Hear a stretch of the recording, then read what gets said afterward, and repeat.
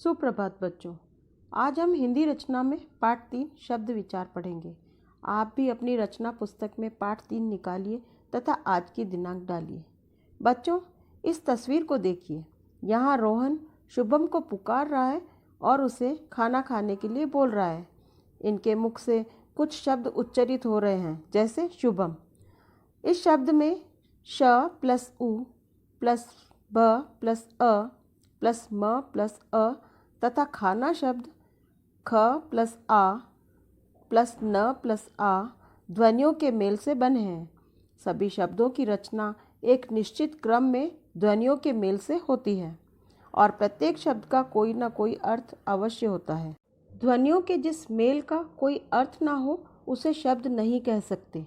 इसके अलावा भाषा में शब्दों का प्रयोग स्वतंत्र रूप से किया जाता है, अतः शब्द भाषा की स्वतंत्र इकाई कहे जाते हैं।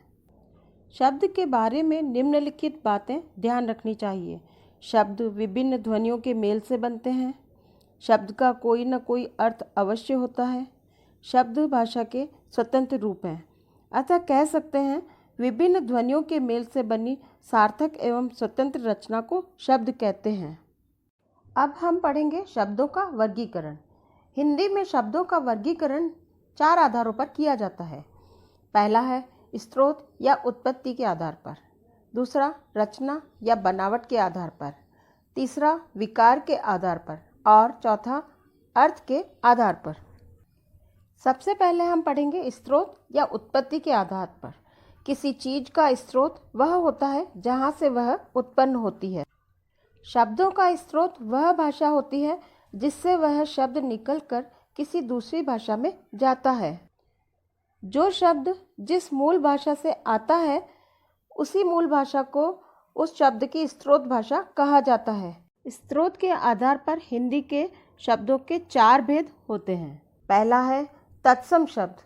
जो शब्द संस्कृत से सीधे हिंदी में आ गए हैं और आज भी उनका स्वरूप संस्कृत के समान ही बना हुआ है, तत्सम शब्द कहलाते हैं, जैसे राज्य, विद्या, कर्म, अर्थ आदि। फिर है तद्भव शब्द। जो शब्द संस्कृत के शब्दों से बिगड़कर अर्थात रूप परिवर्तित होकर बने हैं, तद्भव शब्द कहलाते हैं, जैसे घी, मुंह, गाय आदि।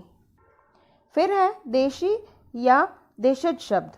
वे शब्द जो हिंदी की बोलियों, ग्रामीण अंचलों आदि से हिंदी में आए हैं, देशज या देशी शब्द कहलाते हैं, जैसे जूता, खिचड़ी, झाड़ू आदि। फिर है विदेशी या आगत शब्द। आगत शब्द का अर्थ है आया हुआ। जो शब्द अरबी, फारसी, तुर्की, अंग्रेजी, पुर्तगाली आदि विदेशी भाषाओं से हिंदी में आए हैं, वे शब्द विदेशी या आगत शब्द कहलाते हैं। अरबी, फारसी, तुर्की आदि भाषाओं से आए शब्द हैं कागज़, दफ्तर, चाकू, कैंची आदि। अंग्रेजी से आए शब्द हैं doctor, telephone, school, college, tie आदि।